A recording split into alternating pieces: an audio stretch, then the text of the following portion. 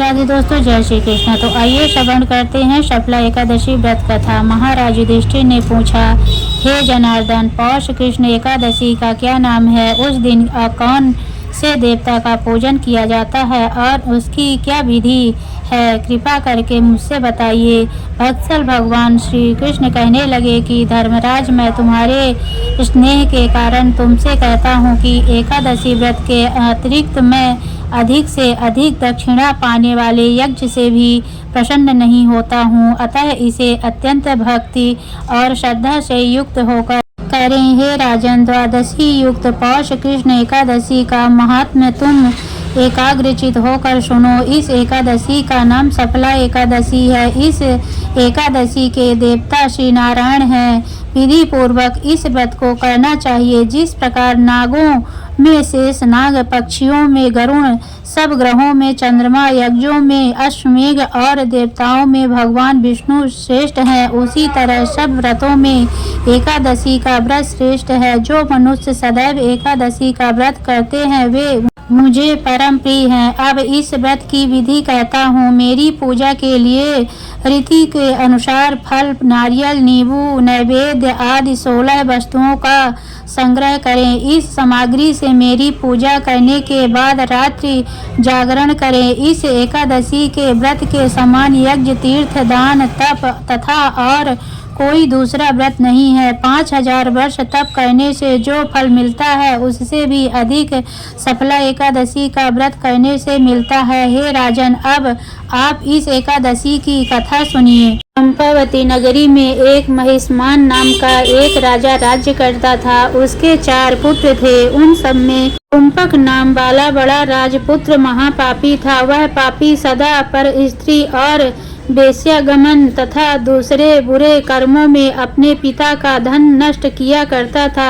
सदैव ही देवता, ब्राह्मण, वैष्णवों की निंदा किया करता था। जब राजा को अपने बड़े पुत्र के ऐसे कुकर्मों का पता चला तो उन्होंने उसे अपने राज्य से निकाल दिया। तब वह विचारने लगा कि कहाँ जाऊँ, क्या करूँ। अंत में उसने चोरी करने का निश्चय किया। दिन में वह वन में रहता और रात को अपने पिता की नगरी में चोरी करता तथा प्रजा को तंग करने और उन्हें मारने का कुकर्म करता। कुछ समय पश्चात सारी नगरी भयभीत हो गई। वह वन में रहकर पशु आदि को मारकर खाने लगा। नागरिक और राज्य के कर्मचारी उसे पकड़ लेते, किंतु राजा के भय से छोड़ देते। वन के एक अति प्राचीन विशाल पीपल का वृक्ष था। लोग उसकी भगवान के समान पूजा करते थे। उसी वृक्ष के नीचे वह महापापी लुम्पक रहा करता था। इस वन को लोग देवताओं की क्रीड़ा स्थली मानते थे। कुछ समय पश्चात पौष कृष्ण पक्ष की दशमी के दिन वह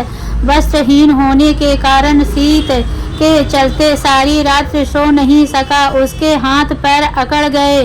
सूर्योदय होते होते वह मूर्छित हो गया। दूसरे दिन एकादशी को मध्याह्न के समय सूर्य की गर्मी पाकर उसकी मूर्छा दूर हो गई। गिरता पड़ता वह भोजन की तलाश में निकला। पशुओं को मारने में वह असमर्थ नहीं था, अतः पेड़ों के नीचे गिरे हुए फल उठाकर वापस उसी पीपल वृक्ष के नीचे आ गया। उस समय तक भगवान सूर्य अस्त हो चुके थे। वृक्ष के नीचे फल रखकर कहने लगा, हे भगवान, अब आपके ही अर्पण है। ये फल आप ही तृप्त हो जाइए। इस रात्रि को दुख के कारण रात्रि को भी नींद नहीं आई। इसके इस उपवास और जागरण से भगवान अत्यंत प्रसन्न हुए और उसके सारे पाप नष्ट हो गए। दूसरे दिन प्रातः एक अति सुंदर घोड़ा अनेक सुंदर वस्तुओं से सजा हुआ उसके सामने आकर खड़ा हो गया। उसी समय आकाशवाणी हुई कि हे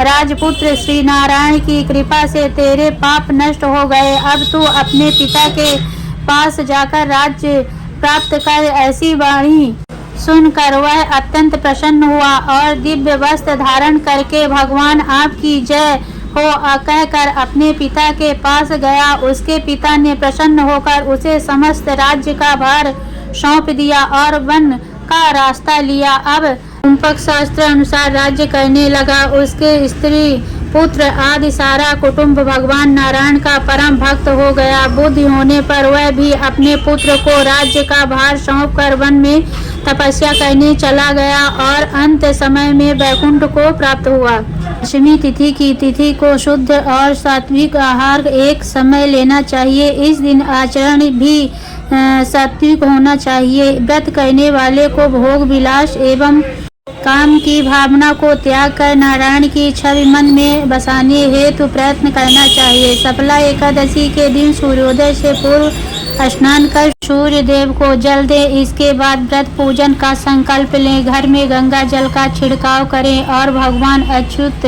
की पूजा अर्चना करें। भगवान को धूप दीप फल और पंचामृत आदि अर्पित करें। नारियल सुपारी आंवला अनार और लौंग आदि से भगवान को अर्पित करें। संध्या काल में अगर चाहें तो दीप दान के पश्चात फलाहार कर सकते हैं। रात्रि जागरण कर श्री हरि के नाम के भजन करें। द्वादशी के दिन भगवान की पूजा के पश्चात कर्मकांडी ब्राह्मण को भोजन करवा कर जनेऊ एवं दक्षिणा देकर विदा करने के पश्चात भोजन करें। जो भक्त इस प्रकार सफला एकादशी का व्रत रखते हैं वह रात्रि में जागरण एवं भजन कीर्तन करते हैं। उन्हें श्रेष्ठ यज्ञों से जो पुण्य मिलता है उससे कहीं बढ़कर फल की प्राप्ति होती है। अतः जो मनुष्य इस परम पवित्र सफला एकादशी का व्रत करता है उसे अंत में मुक्ति मिलती है। जो नहीं करते हुए पूंछ और सींगों से रहित पशुओं के समान है। इस सफला एकादशी के महात्म को पढ़ने से अथवा